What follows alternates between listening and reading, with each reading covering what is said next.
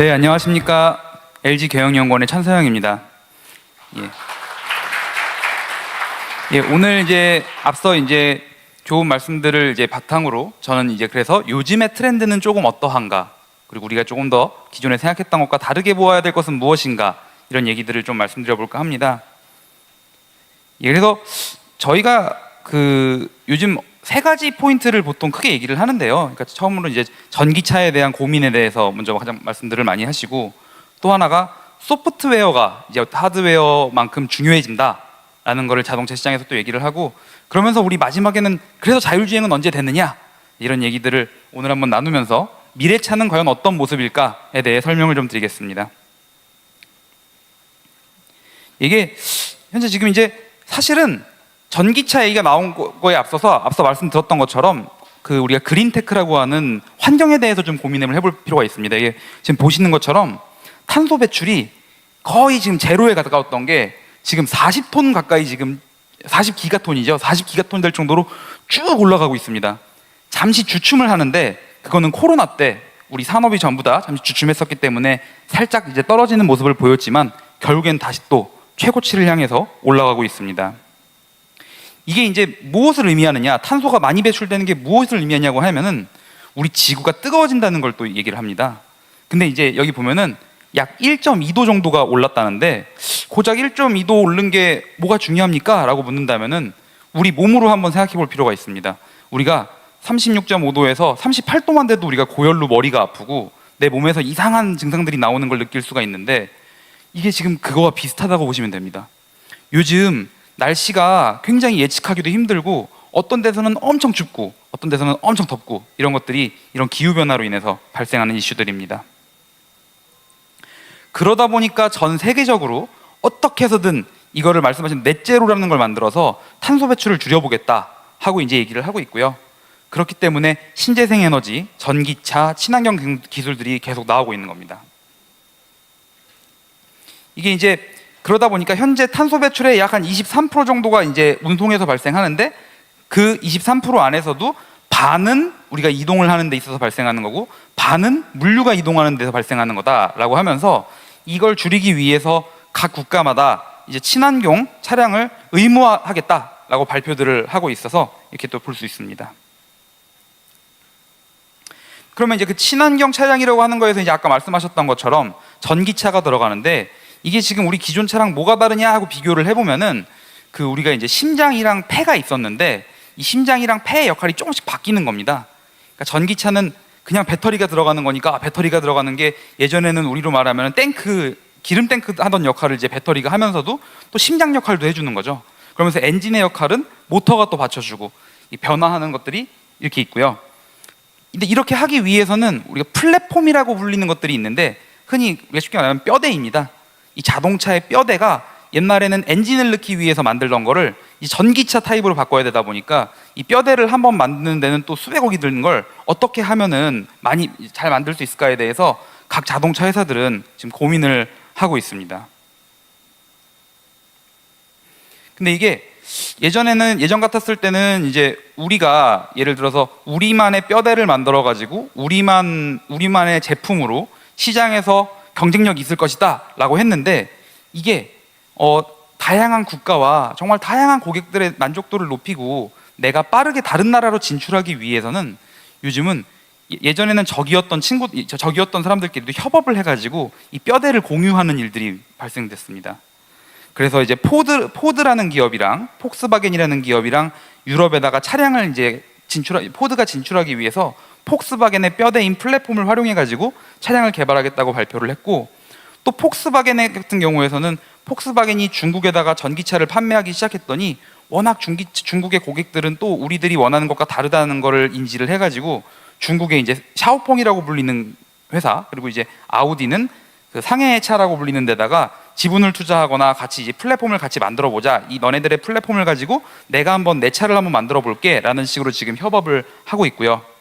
원래 혼다가 혼다가 작년에 미국으로 진출하기 위해서 GM의 플랫폼을 사용해 가지고 차를 만들겠다고 했는데, 올해 또 얼마 전엔 또 GM에서 발표하기로는 혼다와는 같이 안 만들겠다라고 또 이렇게 발표를 해가지고, 참 이게 어떻게 보면은 예전과는 다른 모습들을 보이고 있는 지금 시장의 흐름이 좀 있습니다. 이게 이렇게 지금 각 경쟁사들끼리의 지금 이렇게 어떻게 보면은 윈윈 전략뿐만이 아니고 정말 다양한 비즈니스 사업 모델들도 등장을 했습니다. 그러니까 우리가 지금 예전에는 자동차 기업이 이 기획부터 제품 생산까지 쭉 다 해오던 거를 우리가 너네 마크를 붙여가지고 위탁 생산해줄게 라고 발표를 한 게 있는데요.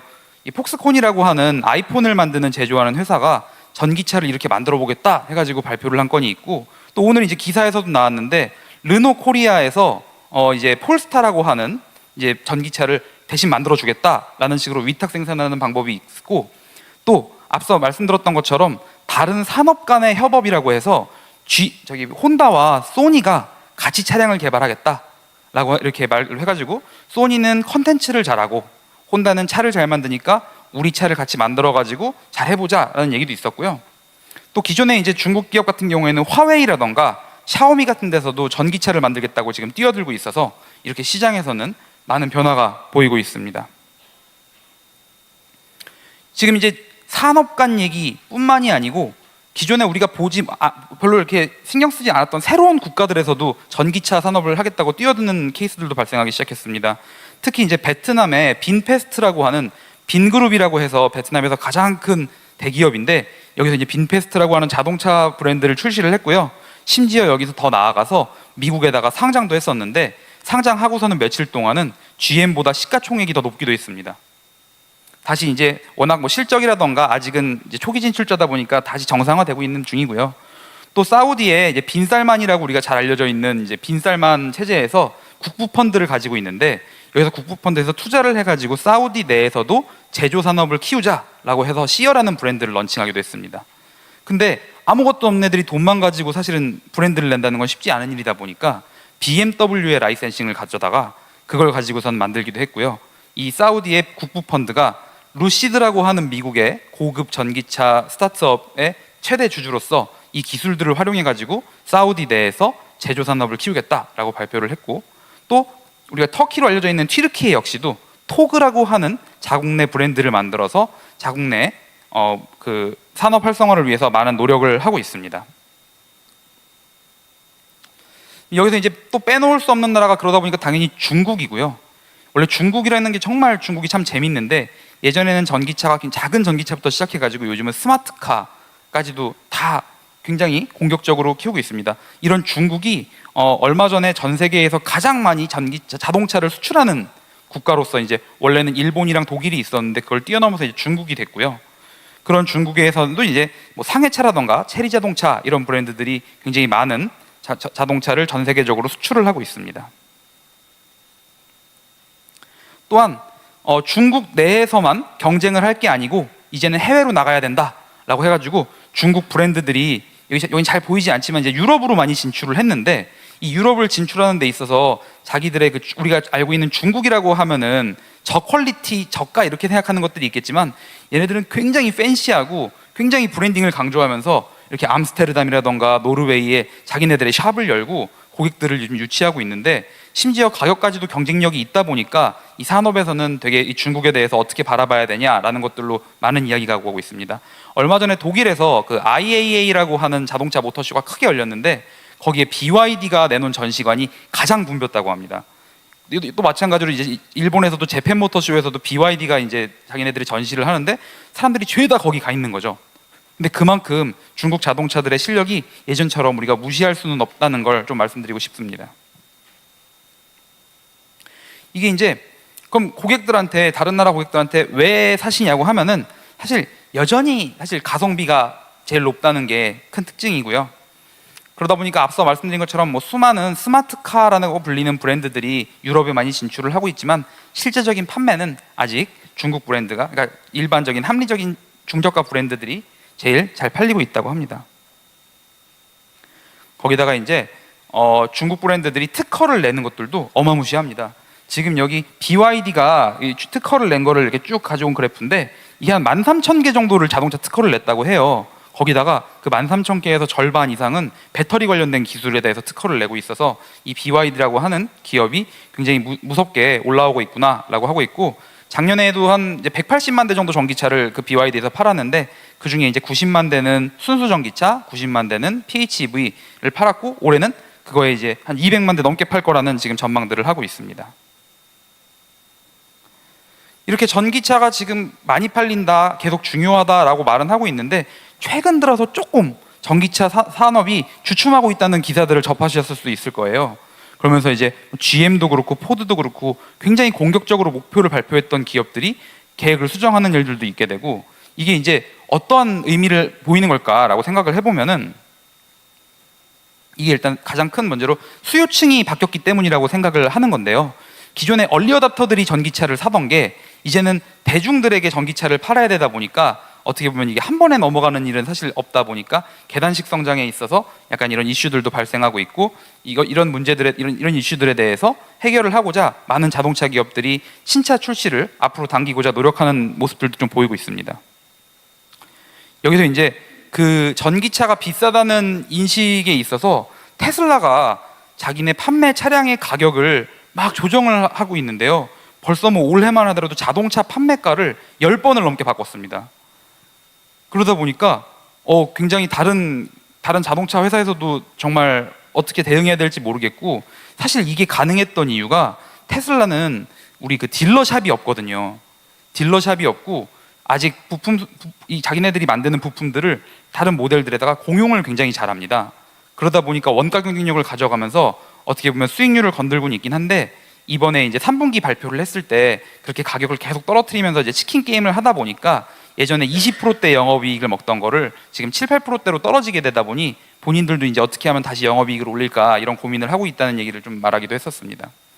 이렇게 옆에 보시는 표처럼 전기차라는 게 배터리가 들어가고 새로운 부품들이 들어가다 보니까 기존의 차량 제로비에서 어떻게 보면 전기차만의 제로비가 발생하게 되고, 그게 단순히 그걸 가격으로만 올려버리게 되지 못하다 보니까 사실 많은 자동차 기업들에서는 수익성 확보에 대한 고민들을 좀 하고 있습니다.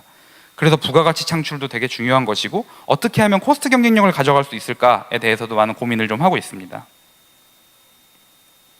그래서 이제 제가 말씀드린 것처럼 아직은 전기차라고 하는 게 어떻게 보면 이제 10%대, 전 세계적으로 10%대 팔리고 있는 거고, 이제 어떻게 보면 걸음마 단계에 이제 뛸 준비를 하고 있는 겁니다.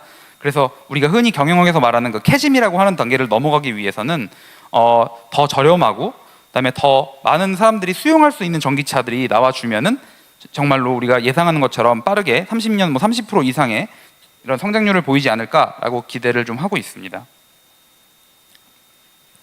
그래서 이런 전기차가 등장을 함에 있어서 사실 이 산업 밸류 체인 자체에서도 큰 변화가 있었는데요. 우리가 10년 전에는 쇳물에서 자동차까지라는 말을 되게 많이 쓰곤 했었는데, 요즘은 메탈부터 서비스까지라고 아예 그냥 이 말이 바뀌었습니다. 그래서 자동차 기업이 이제 신경 써야 될 부분이 광산부터 시작해가지고 재활용도 그렇고 반도체도 그렇고 발전 산업까지도 그렇고 계속해서 어떻게 보면 밸류 체인의 확장이 이렇게 보이는 게 좀 있고요.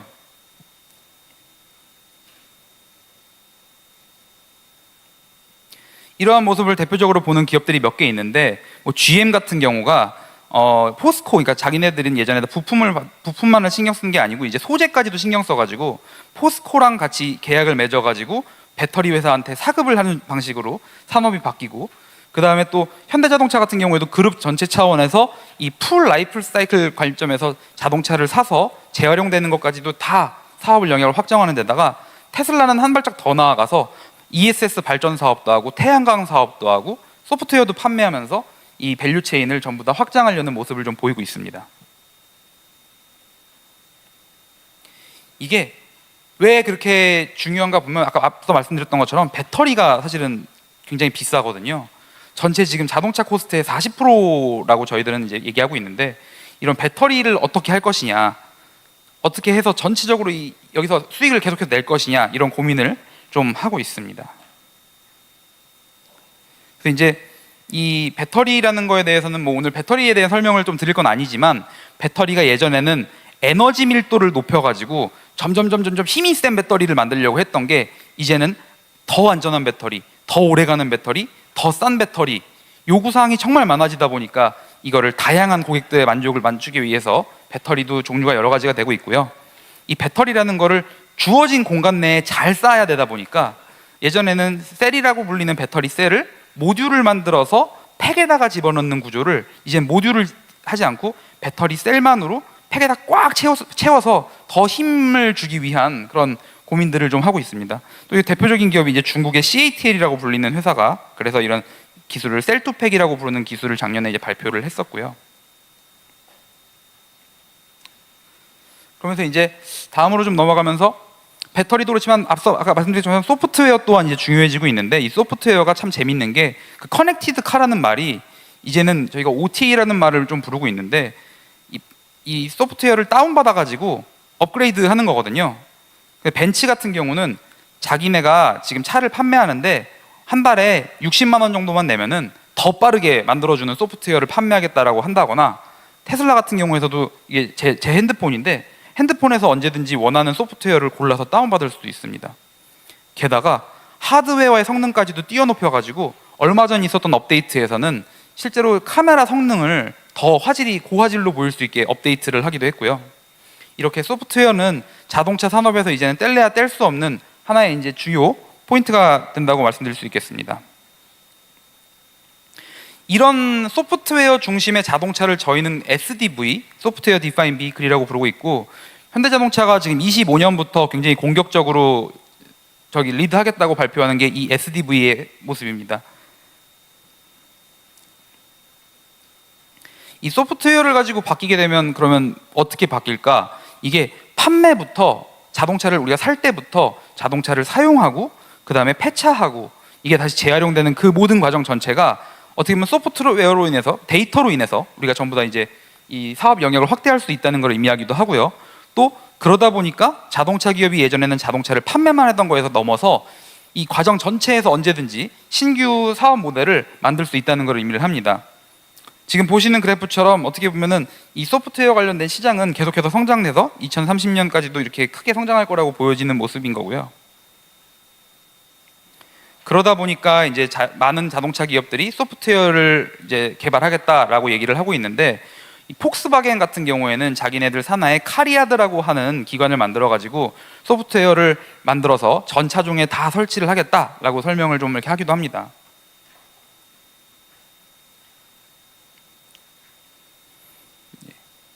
근데 이게 자동차 기업이 원래 하드웨어를 잘 만들었었는데 갑자기 소프트웨어를 하려고 하다 보니까 사실 한순간에 이게 변하는 거는 아니다 보니 아직은 조금 이렇게 어려움들이 있습니다. 이게 한 인터뷰의 내용을 제가 좀 말씀드리면은 포드의 이제 CEO가 짐 팔리라는 사람인데 그 사람이 이제 얼마나 답답했으면은 유튜브에 나와서 이제 이런 얘기를 합니다. 본인들이 예전에는 한 150개의 한 모듈, 그러니까 제어기에다가 소프트웨어를 개발해 달라고 해가지고 그걸 모았었는데 이 개발 과정에서 각 부품마다 커뮤니케이션이 없다 보니까 이제 본인들이 그럼 직접 만들어 봐야겠다. 그래서 딱 다 받아가지고 봤더니 일단 다 다르게 개발이 돼 있으니까 어떻게 개발됐는지도 모르겠고 또 막상 이걸 내가 중심을 잡아가지고 개발을 해보려고 했더니 나는 한 번도 양산을 해본 적이 없다. 그래서 이런 게 너무 어렵다라는 얘기를 이제 한 인터뷰가 있어서 굉장히 인상 깊게 보고 하지만 우리가 이걸 할 수만 있다면 그때부터는 사용자들에게 정말 차별화된 가치를 줄 것이다. 라는 얘기가 있어서 이 소프트웨어로 가는 이 길에 대해서 우리도 계속해서 고민할 필요가 있지 않겠나 싶습니다. 이제 그러면 이런 소프트웨어의 궁극에는 앞서 말씀드렸던 것처럼 자율주행이 있을 거고요. 이 자율주행이라는 게 그 SA에서 말하는 대로 레벨이 존재하고 사람들이 생각하는 것마다 다 다르기 때문에 실제로 우리가 꿈꾸는 자율주행이라는 거는 어려울 수 있지만 제한된, 그러니까 어쩌면 주행을 보조하는 관점에서의 자율주행 기술은 계속해서 고도화되고 우리 주변에 가까워질 것이다 라고 말씀드릴 수 있겠습니다. 이게 아까 이제 레벨에 대해서 설명을 들으셨을 텐데 벤츠가 얼마 전에 이제 레벨 3라고 하는 일정 부분에서 사고가 났을 때 내가 책임지겠다라는 거를 이제 얘기를 했었고요. 그걸 이제 독일에서 승인을 받고 미국에서도 승인을 받아서 내년에 이제 출시한다고 하는데 굉장히 조건이 까다롭습니다. 눈이 와서도 안 되고 비가 와서도 안 되고 빨라서도 안 되고 주변에 차가 이렇게 뭐 나를 방해해서도 안 되고 그러니까 그 제한된 상황에서는 당신은 손을 뗄 수 있습니다. 하지만 내가 토스를 해주면 바로 받으셔야 됩니다. 이런 아직 그런 게 있고 테슬라는 그래서 레벨 몇을 개발하겠다라는 얘기는 하지 않습니다. 그냥 본인들이 얼마나 자율주행을 잘하고 있는지만을 얘기하지만 이 또한 우리도 레벨 3라고 보지 않고요. 테슬라 차 모시다가 자율주행 하시다가 사고 나면은 제가 다 몰아야 됩니다. 그래서 사람들 막 이렇게 막 모른다고 막 그냥 손 띄고 막 졸고 이러면은 큰일 납니다. 예. 이런 자율주행에도 정말 수많은 기업들이 있는데 그래도 이제 대한민국을 대표하는 기업이 있어서 좀 가져와 봤습니다. 이게 이제 가이드하우스 인사이트라고 해가지고 자율주행 회사들을 쭉 순위를 매겼었는데 여기서 이제 오토노머스 A2G, 아까 대구에서 이제 실증 사업을 하고 있는 오토노머스 A2G가 이 순위 안에 들었습니다. 14위인가 13위인가 했고요. 여기서도 이제 향후에 만들 자율주행 기술을 가지고 이제 물류를 배달하거나 셔틀을 하는 역할로 하는 것뿐만 아니고 얼마 전에 이제 KG 모빌리티랑 같이 자율주행 고도화 기술을 이렇게 만들어 보겠다라고 발표를 한 게 있어서 가져왔고, 이렇게 우리나라에서도 굉장히 좋은 플레이어들이 열심히 하고 있다는 사실을 좀 알아주셨으면 좋겠습니다. 그리고 이제 아까 말씀 주신 것처럼 그 구글의 웨이모라고 불리는 데랑 GM의 크루즈라는 기업까지도 좀 더 가져왔는데, 얘네들이 8월 달에 캘리포니아에서 이제 사업을 해도 된다. 그러니까 유료를 돈을 받으면서 무인 서비스를 해도 된다고 했는데, 얼마 전에 GM 크루즈에서 사고가 났습니다. 뭐 자율주행 차야 아직은 뭐 사고가 있을 수는 있는 건데 그게 문제가 아니라 사람을 쳤는데 이걸 다시 후진을 한 겁니다. 그래서 이거에 대해서 이제 기관에서 자료를 제공하라고 했는데 이 서로 자료를 제공하는 과정에서 이렇게 뭔가 껄끄럽지 않게 끝났나 봐요. 그래서 이 DMV라고 하는 캘리포니아 자동차 부서에서 이 GM 크루즈 퇴출, 너네 하지 마라. 그래서 지금 이제 웨이모만 캘리포니아에서 한 250대 돌리는 게 됐고 GM 크루즈가 되게 난처해진 상황이 현재 지금 좀 있습니다. 그렇다고 해서 자율주행이 뭐 아예 안 될 것이다 라기보다는 아마도 이런 것들을 계속 개선해 나가면서 발전시키지 않을까라고 생각이 되고요. 예. 이상으로 제 발표를 마치도록 하겠습니다. 그러니까 우리가 전기차부터 이 자율주행까지를 쭉 훑어보면서 기존에 우리가 생각해보지 못했던 포인트들이라는 거는 어쨌든 우리가 빠르게 간다고 하는 이 자동차 산업이 어려울 수는 있다고 느껴지지만 방향성이 정해진 이상 우린 느리게 문제를 해결할 것이다. 그러면서 우리는 계속해서 성장해 나가고 발전해 나갈 것이다 라는 점을 좀 말씀드리고 싶습니다. 감사합니다.